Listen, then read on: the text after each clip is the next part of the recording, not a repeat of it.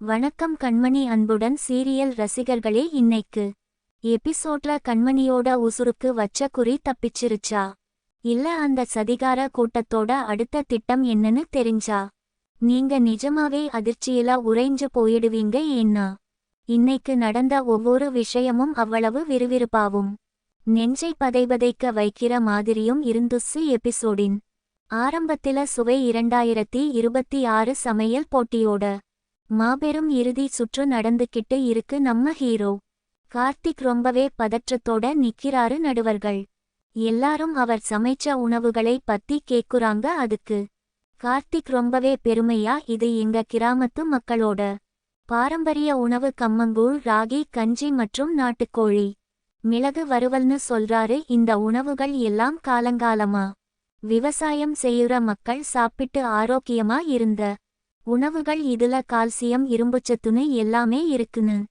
ரொம்பவே எமோஷனலா விளக்குறாரு. இதை கேட்ட வெளிநாட்டு நடுவர் உட்பட எல்லாரும் ரொம்பவே ஆச்சரியப்படுறாங்க. உணவுக்கு பாஸ்போர்ட் தேவையில்லை, அது நேர்மையா இருந்தா யார் மனசையும் தொடும்னு கார்த்திக் சொல்றப்போ அங்க இருக்கிற அத்தனை பேர் முகத்துலையும் ஒரு நெகிழ்ச்சி. பார்வையாளர் வரிசையில உட்கார்ந்து இருக்கிற நம்ம கண்மணி முகத்துல அப்படியொரு எதிர்பார்ப்பும் பதற்றமும் இருக்கு. வெற்றி பெறுவாரா மாட்டாரா என்ற அந்த திக் நிமிடங்கள்ல தொகுப்பாளினி 10, 9, 8ன்னு கவுண்டவுன் எண்ண ஆரம்பிக்கிறாங்க. கடைசியா இந்த மாபெரும் போட்டியோட வெற்றியாளர் JP ரெஸ்டாரண்ட் டீம்னு அறிவிக்கிறாங்க. அதை கேட்டவுடனே கார்த்திக் கண்களை மூடி பெருமூச்சு விடுறாரு. 20 லட்சம் ரூபாய் பரிசு தொகையையும் அந்த பிரம்மாண்டமான கோப்பையையும் கார்த்திக் கையில கொடுக்குறப்போ கண்மணியோட கண்கள்ல இருந்து ஆனந்த கண்ணீர் வழியுது. இத்தனை நாள் அவங்க பட்ட அவமானத்துக்கும் கஷ்டத்துக்கும் கிடைச்ச மிகப்பெரிய அங்கீகாரம் இது.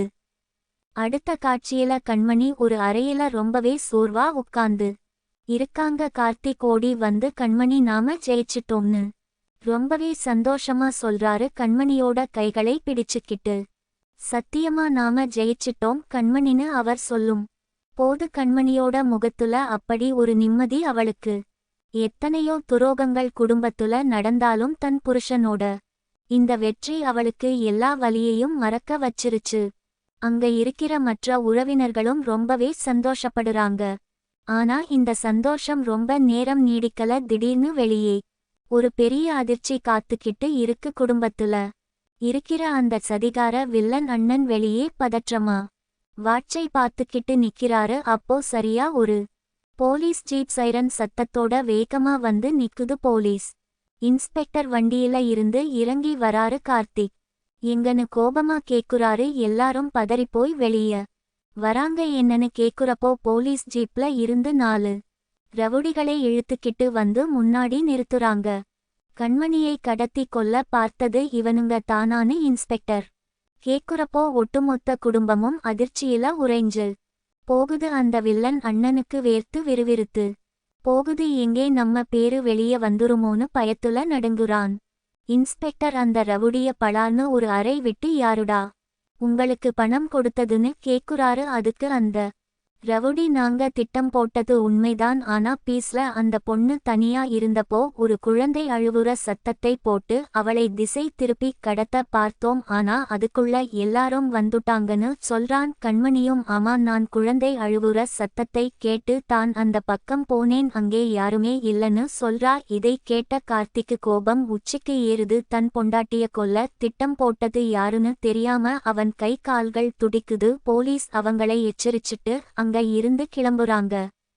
போலீஸ் போனதுக்கு அப்புறம் கார்த்திக் தனியா ஒரு அறையில போய் கண்மணியை நினைச்சு கதறி அழுகுறான். யார் பழியோ யார் பிழையோ யார் வச்சா கண்மணியோன்னு அவன் மனசுக்குள்ள ஒரு பெரிய குற்ற உணர்ச்சி. அவளை எப்படி எல்லாம் அந்த ரவுடிங்க தண்ணிக்குள்ள அமுக்கி கொல்ல பார்த்தாங்கன்னு அந்த நினைவுகள் எல்லாம் அவன் கண் முன்னாடி வந்து போகுது. தண்ணிக்குள்ள மூச்சு விட முடியாம கண்மணி துடிச்ச அந்த நொடியும் கார்த்திக் தண்ணிக்குள்ள குதிச்சு அவ கையை பிடிச்சு காப்பாத்துன அந்த பயங்கரமான சம்பவமும் அவனுக்கு ஞாபகம் வருது. இத்தனை நாளா நான் ஒரு முட்டாளா இருந்துட்டேனே, என் கண்மணிக்கு இவ்வளவு பெரிய ஆபத்து வந்தப்போ கூட என்னால அதை தடுக்க முடியலையேன்னு நெஞ்சை பிடிச்சுக்கிட்டு அழுகுறான். கூடவே இருக்கும் போது உன்னோட அருமை எனக்கு தெரியல, ஆனா உன்னை இழந்துருவேனோன்னு நினைச்சப்போ தான் என் உசுரே போயிடுச்சு. இனிமேல் என் உசுரு இருக்கிற வரைக்கும் உன்னை விட்டு நான் பிரிய மாட்டேன், உன்னை யார்கிட்டையும் விட்டுக்கொடுக்க மாட்டேன்னு கார்த்திக் தனக்கு தானே கண்ணீரோட சத்தியம் செஞ்சுக்கிறான். ஒரு கணவனா அவன் படுற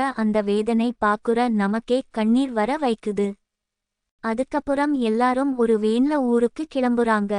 வண்டியை அந்த வில்லன் அண்ணன் தான் ஓட்டுறான். முன்னாடி மாமியார் உட்கார்ந்து இருக்காங்க, பின்னாடி சீட்ல கார்த்திக் கண்மணி உட்கார்ந்து இருக்காங்க. கண்மணி ரொம்பவே உடைஞ்சு போய் தலையை பிடிச்சுக்கிட்டு அமைதியா வர்றா. கார்த்திக் ரொம்ப பாசமா என்ன கண்மணி தலை வலிக்குதான்னு கேக்குறாரு.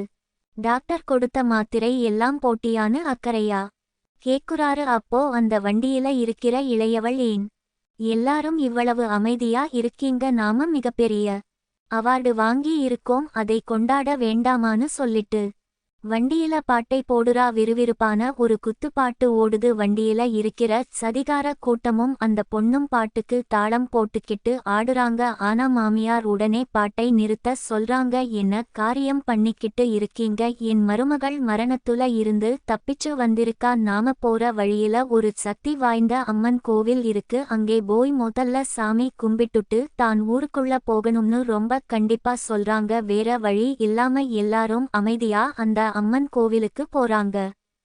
அந்த அம்மன் கோவில் பாக்குறதுக்கே ரொம்ப ஆக்ரோஷமாவும் சக்தி வாய்ந்ததாவும் இருக்கு. மஞ்சள் கயிறுகள் கட்டி வேப்பிலை தோரணங்களோட அந்த காளியம்மன் சிலை ரொம்ப பிரம்மாண்டமா இருக்கு. எல்லாரும் வண்டியை விட்டு இறங்கி சாமி கும்பிட போறாங்க. மாமியார் கார்த்திக் கிட்ட ஒரு எலுமிச்சை பழத்தை கொடுத்து இதை ரெண்டா அறுத்து சாறு பிழிஞ்சு தோலை திருப்பி இதுல அம்மனுக்கு விளக்கு ஏத்துன்னு சொல்றாங்க. எதுக்குன்னு கார்த்திக் கேக்குறப்போ, இந்த கோவில்ல இப்படி விளக்கேத்தி சாமி கும்பிட்டா புருஷன் பொண்டாட்டி 2 பேரும் எப்பவும் பிரியாம ஒற்றுமையா 100 வருஷம் சந்தோஷமா இருப்பாங்க, அதுதான் இந்த கோவிலோட ஐதீகம்னு சொல்றாங்க. இதை கேட்ட உடனே கார்த்திக் ரொம்பவே பத்தியோட அந்த எலுமிச்சை பழத்தை அறுத்து விளக்கு ஏத்துறான். ஆனா இதை பாக்குற அந்த வில்லன் அண்ணனுக்கும் அந்த சதிகார கூட்டத்துக்கும் வயிறு எரியுது. கண்மணியும் கார்த்திக்கும் சேர்ந்து வாழ்றது அவங்களுக்கு கொஞ்சமும் பிடிக்கல. ஆனா வெளிய காட்டிக்க முடியாம கையை பிசைஞ்சுக்கிட்டு நிக்கிறாங்க. கார்த்திக் அந்த விளக்கை கொண்டு போய் அம்மன் சன்னதியில வச்சு கண்மணி நல்லபடியா இருக்கணும்னு மனமுருகி வேண்டுறான். அந்த தீபம் பிரகாசமா எரியுது.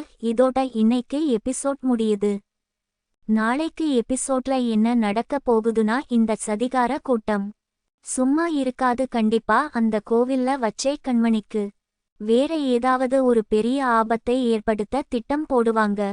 போலீஸ் விசாரணை ஒரு பக்கம் தீவிரமா நடந்துக்கிட்டு இருக்கிறதால எப்படியாவது ரவுடிங்க வாய் தொறந்து உண்மையை சொல்லிடுவாங்களோன்னு அந்த வில்லன் அண்ணன் பயத்துலையே அடுத்த தப்பை பண்ணுவான். கார்த்திக் தன் குடும்பத்துல இருக்கிறவங்க தான் கண்மணியை கொல்ல பார்த்தாங்கன்னு உண்மை தெரிய வரும் போது அவன் என்ன முடிவு எடுக்க போறான். அத்தனை நாள் தன்னை கொடுமைப்படுத்துனவங்களை கண்மணி மன்னிக்க போறாளா இல்ல நியாயம் கேட்க போறாளான்னு அடுத்தடுத்த எபிசோடுகள்ல ரொம்பவே விறுவிறுப்பா வரப்போகுது. தொடர்ந்து கண்மணி அன்புடன் சீரியலை பாருங்க. எதிர்பாராத பல திருப்பங்கள் காத்துக்கிட்டு இருக்கு.